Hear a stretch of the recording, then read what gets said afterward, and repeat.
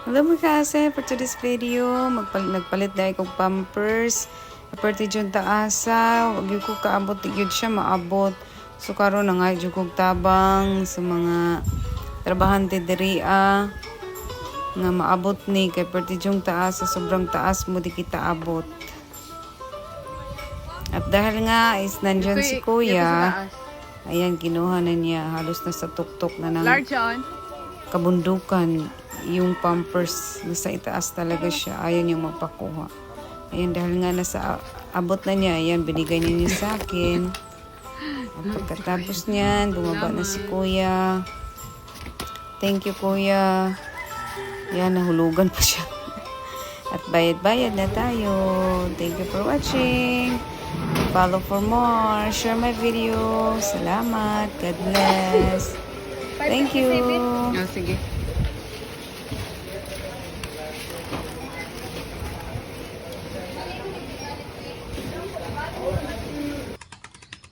This is Joy.